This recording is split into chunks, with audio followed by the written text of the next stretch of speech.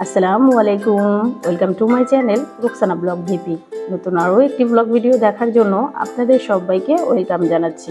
কিভাবে 20,000 টাকার মধ্যে সারা মাস আমরা সংসার চালিয়ে নিই, শুধু সেটা মেয়েরাই জানে।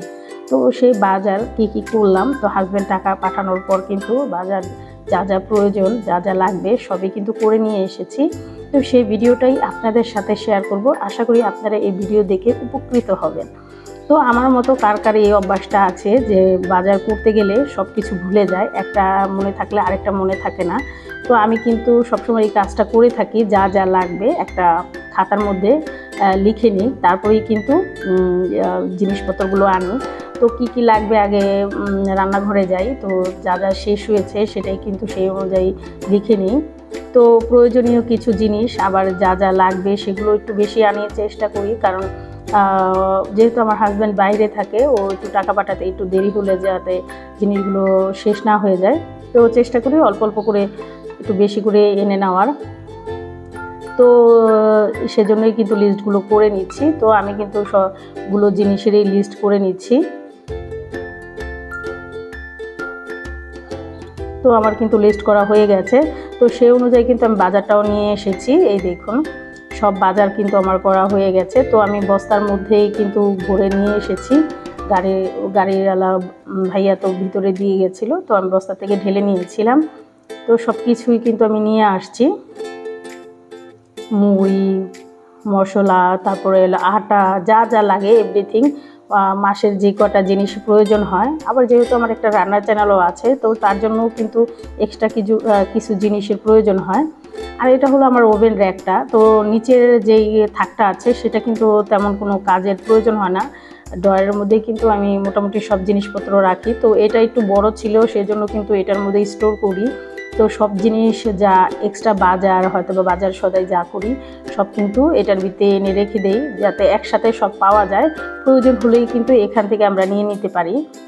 তো এখানে নুডলসের প্যাকেট অলরেডি একটা ছিল, তো ওটার থেকে 2-3টা খাওয়া হয়েছিল। মাঝে মধ্যে কিন্তু সকালের নাস্তায় নুডলসটা ছেলে যেহেতু এখন খায়, আগে কিন্তু আমার ছেলে নুডলস খেত না, তো এখন মাশাল্লাহ নুডলস খেতে পারে, তো সে তার জন্যই কিন্তু আনা হয়। তো একটা থেকে 2-3টা খাওয়া হয়েছিল, তারপরও নিয়ে এসেছি যদি পরে প্রয়োজন হয়, হয়তো বা বারবার তো আর বাজারে যাওয়া ভালো লাগে না, সেজন্য কিন্তু নিয়ে আসা হলো। তো এখানে একটা আটার প্যাকেটটা কিন্তু একটু ফুটো হয়ে গেছিলো, তো সেটা কিন্তু একটু দেখে নিলাম যে যখন প্রয়োজন হবে তখন কিন্তু এটা আগেই নিয়ে শেষ করে ফেলবো। তো দুধ আমরা যেহেতু চা খাই, দুধ চাটা একটু বেশি খাওয়া হয়, সেজন্য কিন্তু 1 কেজি পরিমাণ দুধও নিয়ে আসছি। আর এটা হলো চা পাতা, তো এনে রেখে দেই, যদি প্রয়োজন হয় তখন কিন্তু সাথে সাথে আর পাওয়া যায় না। তো এবার আমাদের প্যাকেটের ডাল দিয়েছিল, তো 2 কেজি এনেছিলাম, 1 কেজি আগেই খুলে ফেলেছি, যেহেতু যেদিন বাজার নিয়ে আসছিলাম সেদিনই কিন্তু ডাল রান্না করেছিলাম, তো রান্না করে ধুয়ে যায়নি সেজন্য। তো এগুলো হলো ম্যাজিক মশলা। তো যা যা প্রয়োজন হয় এগুলো কিন্তু আমার নিত্যদিনেরই প্রয়োজন হয় সেজন্য। আর এগুলো নুডলস ছিল, তো সবগুলোই কিন্তু আমি এভাবে গুছিয়ে রাখছি, এভাবে কিন্তু আমি গুছিয়ে রেখে দেই, তখন যখন প্রয়োজন হবে তখন কিন্তু এগুলো আমার হাতের কাছেই যাতে পাওয়া যায়। তা হারপিক বা লিকুইড ভিম সবই কিন্তু আনা হয়েছে। তাও 2-1টা জিনিস রয়ে গেছে, দোকানে পাওয়া যায়নি, তো সেজন্য কিন্তু আর আনা হয়নি। এখানে আলু পেঁয়াজ এনে কিন্তু র্যাকে রেখে দিয়েছি। আদা, যেহেতু আমি একবারে আদাটা ব্লেন্ডার করে তারপরে ফ্রিজে রাখি, সেজন্য কিন্তু সব কিছু একসাথেই নিয়ে আসছি। আর এগুলো বিকাল ছাড়া পাওয়া যায় না, আমাদের এখানে হাটটা যেহেতু বিকালবেলা বসে, সেজন্য কিন্তু বিকালবেলায় এগুলো আনতে হয়। আর এখানে কিছু মাছও এনেছিলাম, ইলিশ মাছ ছিল, চিংড়ি মাছ ছিল, কাসকি মাছ ছিল, তেলাপিয়া মাছ ছিল। তো আমার ছেলে যেগুলো খায় সেগুলোই আনার চেষ্টা করি, মাঝে মধ্যে নিজের পছন্দ মতন।